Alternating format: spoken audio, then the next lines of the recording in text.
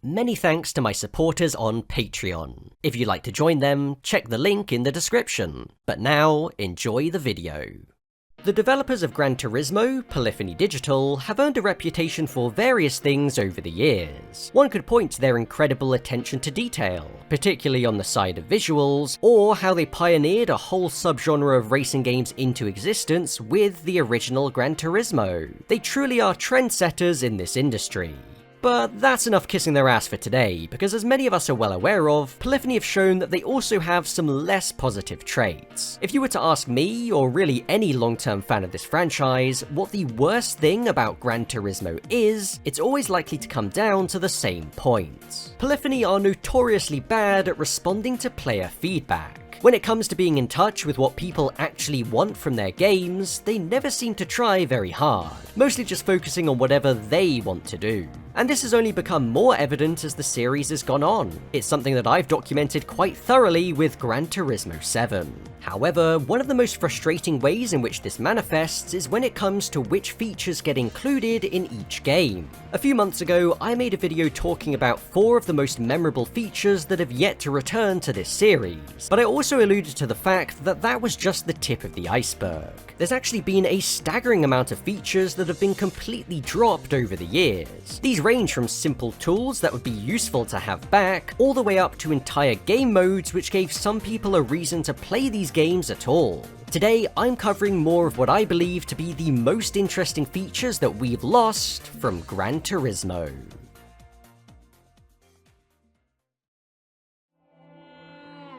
It might seem hard to believe, but you really don't need to go very far back in time to find some features being introduced in this series that we no longer have. Gran Turismo Sport released in 2017 and brought a whole slew of new ideas: a livery editor, scapes, and the titular sport mode.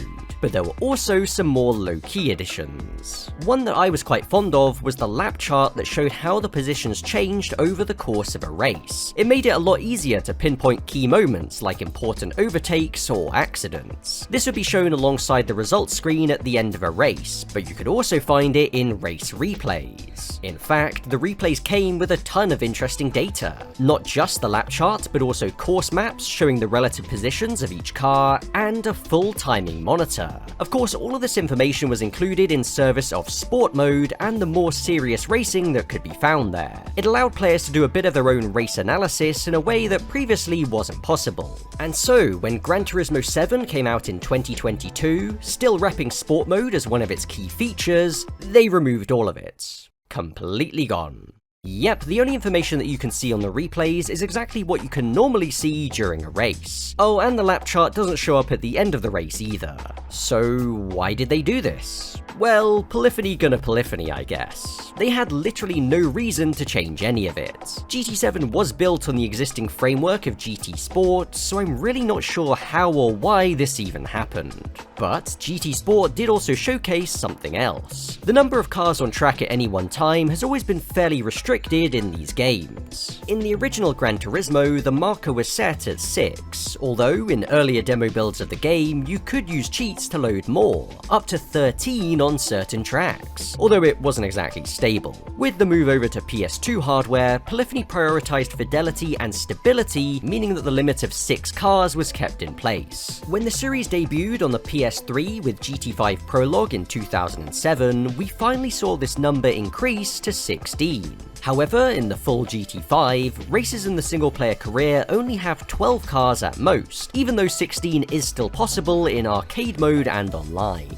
More interestingly, in the Vision Gran Turismo trailer from E3 2005, the final scene at Motegi Superspeedway seemed to tease more than this, at least 24 cars by my counts. When GT Sport released on the PS4, we saw the number increase again to 20, except more was possible. In Mission 6-8, a 30-lap endurance at the Lake Maggiore circuit, you will find 30 cars total on track. This came as a total blindside, as 20 was always the number that had been given. And as far as the rest of the game was concerned, that was still true. This one mission event is the only time that so many cars have appeared on track in these games. For what it's worth, there were some special sport mode races that had up to 24 players at one time, but the number of 30 has never been matched. And now with GT7, that's still the case, with 20 cars being the maximum in every part of the game. Now, 20 cars is more than enough to have a good race, but having 30 plus does open up new possibilities. It's no surprise that the only time they've tried this many cars, it was as part of a multi-class endurance race. Project Cars 2, which actually released before GT Sport, allowed up to 32 cars on track, and that wasn't just limited to a single race. Given that, it is a little bit disappointing that Polyphony are still sitting at 20, but as they've shown on many occasions before, they will always prioritize their graphics and other technical aspects over the sheer number of cars on track, so it's nothing new. Now let's talk about some social features. This is an aspect of the series that is pretty well supported in current day, but there are still a few things from the older games that we no longer have. I feel like Gran Turismo 6 really solidified the series' social elements with the community tab. Features like My Page, Timeline, and Photo Stream appeared pretty similar to how they still are in GT7. But there was one feature here that never made a return in any form.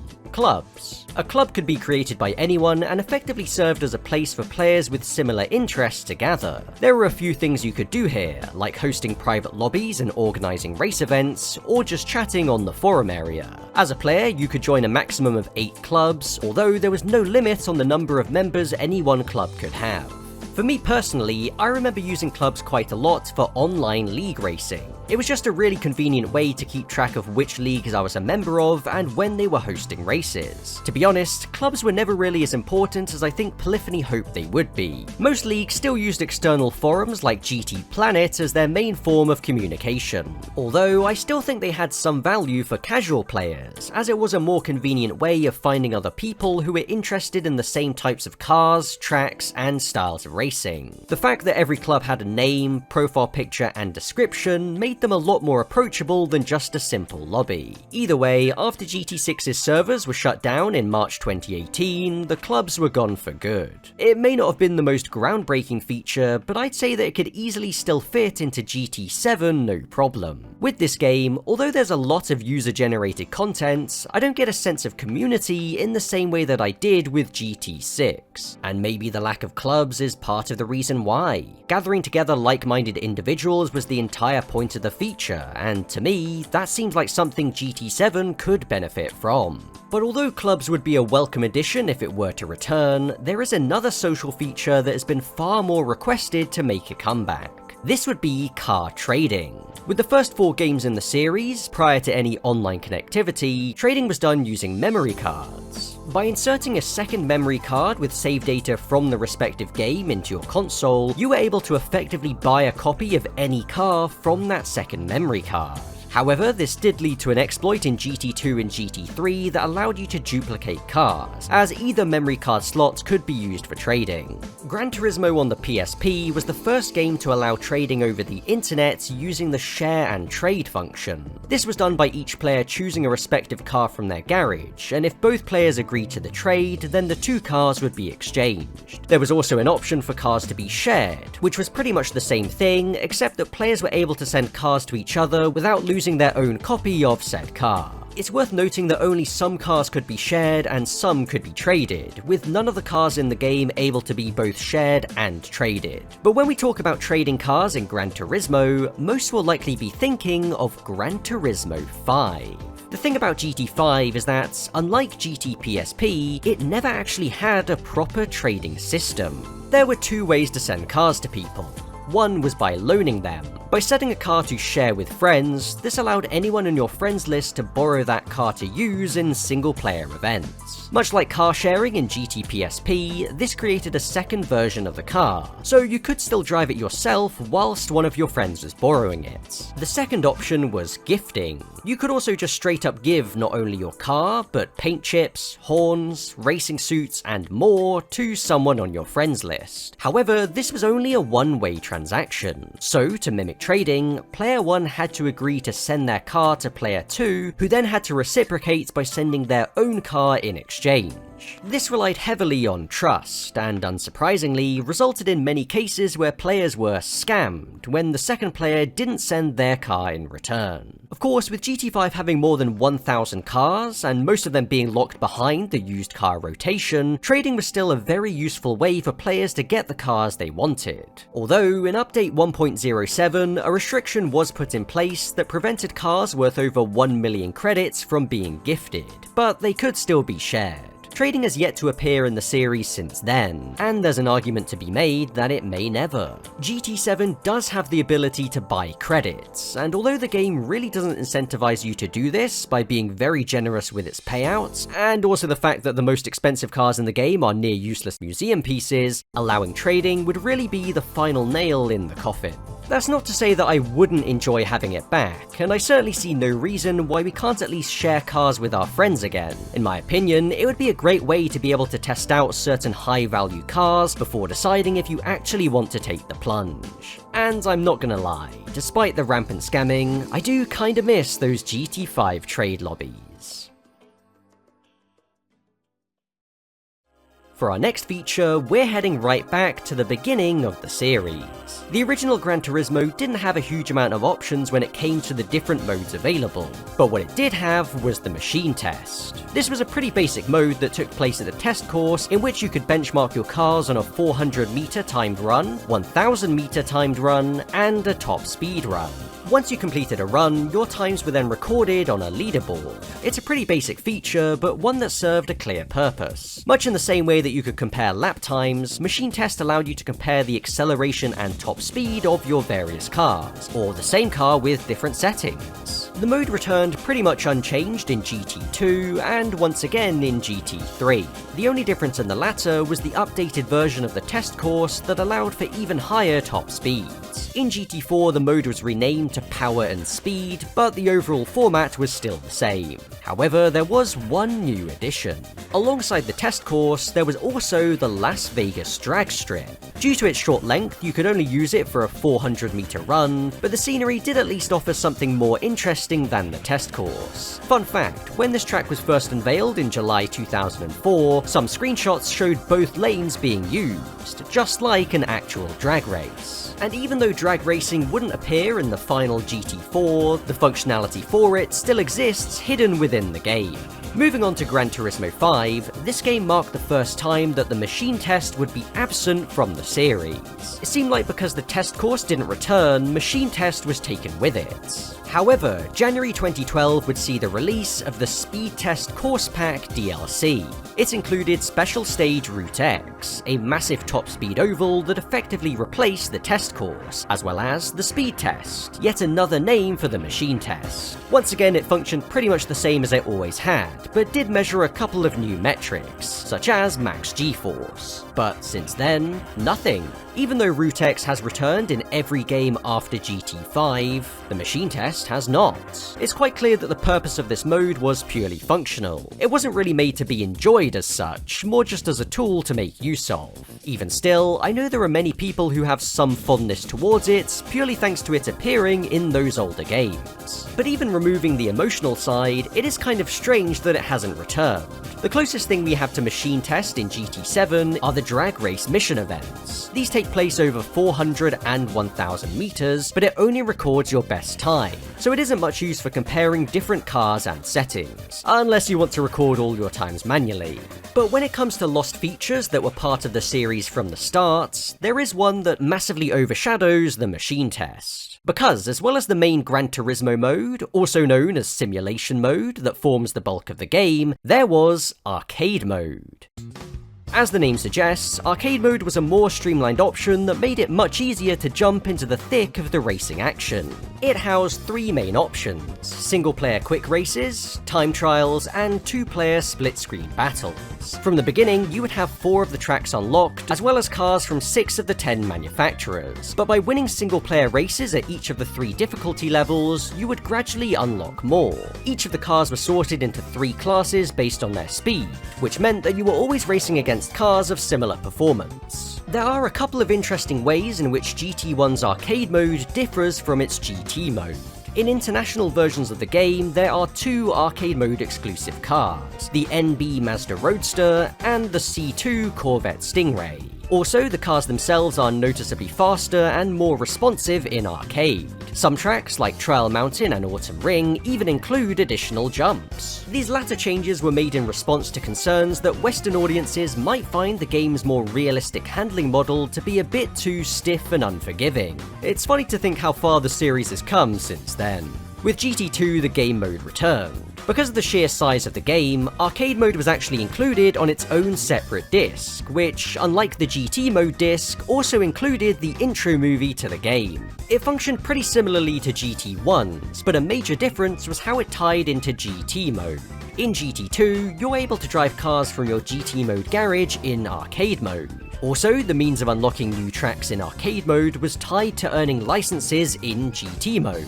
Cars were again sorted into classes, including an all-new class for rally cars that could only be used on the dirt tracks. Winning single-player races unlocked the reverse versions of each track, as well as more cars in the rally class, and all 10 of the cars in S-Class. There is also one track that's exclusive to arcade mode, that being Motorsports Land. It's a narrow karting-style track that can only be driven in time trial. And with the series returning on the PS2 with Gran Turismo 3, so too did arcade mode. Once again, the setup is fairly similar to the previous games. You start with a limited number of cars and tracks, and by winning races, you gradually unlock more. The cars are sorted into the same 5 classes as in GT2, and you can only unlock more by winning races on normal difficulty or above. There is also a secret professional difficulty level, which can only be selected by holding down L1 and R1 during the selection screen. The difficulty options not only change the speed of your opponent cars, but also make the races longer. Once again, you are able to drive cars from your GT mode garage here as well. But this link with GT mode also goes the other way. In GT3's arcade mode, there's a set of 10 one-lap time trials. By beating the developer's top times for all 10, you unlock the Penos Esperante GTR1 in GT mode. If you're able to do it, this is by far the easiest way to get yourself a high-performance car in GT3, since it can be done within literally minutes of starting a brand new game. But with Gran Turismo 4, arcade mode started to take a back seat. In this game, you do once again start with a modest selection of cars and tracks, and are then able to unlock more. However, this is tied entirely to your progression in GT mode. Winning arcade mode races doesn't achieve anything, and there is no other form of inherent progression. And for all of the games since then, that's still been the case. One plus point of GT4's arcade mode is the car selection. You can unlock well over 400 different models to drive here, easily the most of any arcade mode in these games. From GT5 onwards, the roster has been somewhat scaled back, but the inability to unlock more cars to use here is the real killer. So arcade mode as we knew it is effectively dead, even if they still flaunt its name from time to time. Whenever the word arcade is now used, it effectively just means free play. In my opinion, GT3's arcade mode was the best, but also the one that served the most purpose. The main GT mode in this game is notorious for being long and arduous. It takes multiple hours of gameplay to get into anything remotely fast. But with arcade mode, you could jump into some of the high-performance cars straight away. It was the perfect counterbalance to GT mode. And not only that, but by playing it and winning races, you would unlock more tracks to drive on and more cars to try out. In my opinion, these two game modes complement each other perfectly. And this is probably the only game in the series where I could see someone saying that they genuinely prefer arcade mode over GT mode. Of course, the situation is a bit different in current day. Given how GT7 is structured, even if it did have a full arcade mode, it would never serve as much purpose as it did in those older games. But when you think about it, it really wouldn't take them much effort to create a solid arcade mode using the content they already have. Just sort the cars into basic classes, half of the work being done already by the group system, and then create a basic progression loop whereby completing races at different tracks unlocks more of the game's cars and tracks to use in that mode. It's simple. Almost too simple. Maybe that's why arcade modes like these are pretty much all but extinct in major racing games. over the course of Gran Turismo's history, car customization has never been one of its strongest areas. For example, it took until Gran Turismo 5, 13 years into the series' run, until you could even repaint your car. And when we finally could, it took the form of the bizarre paint chip system, which just seemed to be inconveniently designed for no real reason. It's safe to say that in current day, customization is actually something the series does pretty well, but it can always be improved. If we look back to Gran Turismo 4, we can actually find a customization option that has never made another appearance in these games. Alongside the selection of aftermarket wheels, most of which were carried over from GT3, we can also find used wheels. Used wheels, or today's special as they're called in the NTSC version, are a selection of wheels from other models of cars, with a couple of Polyphony's own original designs thrown in as well. Used wheels function much like the used car dealers in the sense that the selection would update as in-game days passed. It's such a simple idea, but one that adds so much to the customization in this game. If you wanted to, you could play it fairly straight with your car and wheel combos, or you could get more experimental. With so many different cars and so many different wheel designs, the options are near endless. So, why did this feature never return after GT4? Well, something obvious that many would point to is manufacturers not wanting their cars to be fitted with wheels from another brand. However, I don't think that should be a deal breaker. A feature that was new to GT7 is engine swapping, and unlike the Forza games for example, the engines are actually labelled with their proper engine codes, including the name of the model they come from. This leads to cases where it's made very clear that you're putting an Audi V8 into a Toyota, or a Bugatti W16 into a Nissan, for example. If OEMs are okay with this, then why would doing the same thing for wheels really matter? Of course, even if it is still a problem, there are a couple of workarounds. One would be to simply restrict used wheels to cars of the same brand.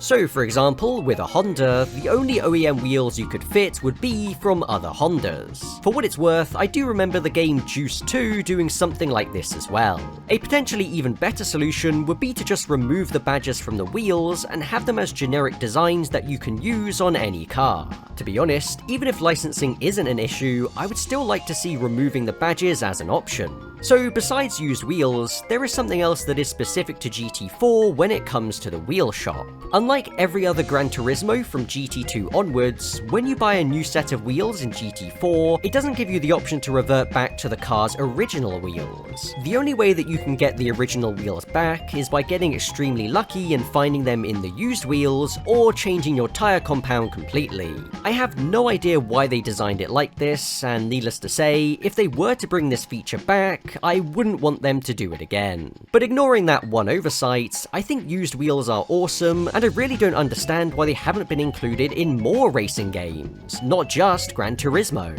When you think about how many unique wheel designs have to be created for each and every car in a given game, it's kind of a waste to only allow them to be used on that one model. So if they can be repurposed and fitted to other cars as well, to me that seems like a perfect win-win situation. But do you know what else is a win-win situation? A feature that adds a new dimension to the gameplay, whilst also taking inspiration from real racing. If we once again go back to the original Gran Turismo, we can find something that fills both of those criteria. Before the start of each race in GT1's career, you're given the chance to qualify. This takes the form of a single lap time trial from a standing start, with your lap time relative to the AI determining which position you start from in the race. Of course, when I say given the chance to qualify, I really mean that you're forced into it. You can of course exit out immediately to skip it, but it's still a bit annoying. What's also not ideal is that the AI lap times are often not very representative of their actual speed, usually being a good few seconds faster than what they're really capable of. The reason for this is that, rather than the times being generated on the fly, they're just set rankings for each car and track. Redoing a race with the same opponent will result in them having the exact same qualifying time every time. So qualifying wasn't exactly mind-blowing, but it was still a nice option to have. And the extra credits you earned for pole position were also a nice bonus. With GT2, qualifying didn't reappear. It was a bit of a shame to lose this element, but all in all it didn't really matter, given that the AI rubber banding is so strong in GT2 that it would make virtually no difference where you start. So let's jump ahead to GT3. Qualifying made its return and was revamped noticeably. You're no longer forced to start qualifying, but it instead exists as an option on the pre-race menu for every event in the career, excluding rally. If selected, now you get a single warm-up lap out of the pits before starting, and you can then set as many timed laps as you would like. You also share the track with your AI opponents who set their own times, allowing you to see how you're doing relative to them with each sector split. It's fair to say that GT3 upped the authenticity when it came to qualifying, and given that you're very likely to encounter some tough races throughout the career, this feature is also quite useful. It helps you to understand exactly where you stack up against the AI, and also allows you to get a small leg up on them. Even gaining just a position or two on the grid over the default 6th place can make a big difference. The only drawback really is that having to do a warm-up lap each time can get a bit tedious, but for the most part, I think they nailed qualifying in GT3. But after GT3 comes GT4. Now, I'm not gonna lie, for the longest while, I never realized that GT4 even had qualifying as an option. And there's two reasons for that. One, it's not called qualifying, just practice. Sure, qualifying is also practice in a sense, but it's not as if anyone was confused by it being called qualifying in GT3, like many are with it being called just practice in GT4. But the second point is that practice is now only available for championship races. Again, I'm not really sure why they changed this. GT4 certainly isn't as hard as GT3, but there are still some tough races in there. And in the cases where they just happen to be single races, well, too bad, no qualifying for you. Other than that, it functions pretty much the same as GT3's. You can definitely still use it to your advantage in the late game championships, especially at tracks with rolling starts, provided you know that it even exists. Which is at least more than could be said for GT5, where it simply doesn't. Once again, the PS3 era is where things really go off the rails. In the game since then, qualifying has come back, and even been more fleshed out with various options, but only for online mode. None of the games after GT4 offer qualifying or even just a free practice session as an option for single-player races. It's a real shame, but it does speak to Polyphony's current mindset when it comes to single-player racing. As much as I would love to see qualifying return, you really have to ask yourself what the point of it would be in GT7. Almost every race in this game is structured in the same way. You start at the back of a long line of AI cars, all spread out over a considerable distance, and are then given a limited number of laps to catch and pass each of them as they crawl around the circuit miles off the pace. Being able to qualify near the front would kind of defeat the point. It would be like qualifying for the GT4 driving missions so you don't have to wait as long at the start. And unfortunately, since GT6, this is what the offline racing experience is and will probably continue to be. By now, it seems abundantly clear that Polyphony's mentality is that if you want actual close racing, you have to play online. Aside from a few notable exceptions, single-player racing is now purely just for casuals, and the removal of qualifying is just one small piece of that puzzle. Again, it all comes back to what I was saying at the start. Polyphony don't understand or really care about what people want from their games, and so a portion of the player base ends up in the dark simply because their values, often derived from the experiences they had in those older GTs, simply don't line up with the people actually making the game. Not every feature introduced in these games needs to be some sort of revolutionary idea that's going to change racing games forever. In fact, some of Gran Turismo's most beloved modes are really quite simple. How about this? A mode wherein you pick a car and then the game creates a bespoke race for you from scratch. Well, in Gran Turismo 2, we can find something just like that. The event generator, also known as the event synthesizer, was something that you could unlock by completing the S license. The point of this feature was that, rather than having to dig through the single-player events to find a race that your car was A, eligible for, and B, competitive in, the game would just create a race for you with opponent cars of similar performance. The track was chosen at random, so all you had to do was press a button, wait a moment, and you would then load into a 2-lap race. There were 4 difficulty levels, with higher levels course paying more prize money, but also featuring AI cars that could be slightly faster than your own. The final expert level even created a 5-race championship for you. A couple of other interesting points are that, thanks to the random course selection, this is one of the only modes where you can race on the severely underused Rome Night circuit. And also, thanks to an oversight, you can come up against the Volkswagen Polo as an opponent, which is a car that was cut very late in the game's development, but still exists hidden within the files. However, there are a few shortcomings with this mode. One is that race cars are unfortunately filtered out of the opponent selection. This means that you can easily win these races by just bringing a moderately fast race car, as the game can only put road cars up against you. This filter is the only reason why the cut Mercedes CLK race car doesn't also sometimes appear here. And as far as the event generator went, that's about it. It didn't come back for GT3 or any other game since. This mode was just a little bit of fun. To be honest, a lot of people playing GT2 may have missed it entirely. This could be due to needing to earn the S license to unlock it, but also its strange placement at the far end of the GT League menu. But again, I feel like this is a feature that could still work in current day. GT7 does have a facility for generating a full grid of cars with similar performance to your own. It's the option labelled as random opponents in custom race, even though it's not truly random, but whatever. With that, all Polyphony really needs to do is pair it with a track randomizer and voila, the race generator is back. They could then add a couple of basic options, like roughly how long you want the race to last, if you want to make it a multiple race championship, or even add a filter for ovals or dirt and snow courses, and then stick it as a feature on the main menu. To me, that would be the perfect recreation of the event generator, one that allows you to take any car and quickly jump into some racing without much prep work. Really, it's the degree of variability combined with convenience which makes this mode so appealing, and that's something that it shares with another well-loved feature. This final item is, based on my experience, the feature that has been easily the most requested to make a reappearance. And the amazing thing about it is that it manages to provide so much fun, whilst also being so brilliantly simple. I'm of course talking about Shuffle Racing.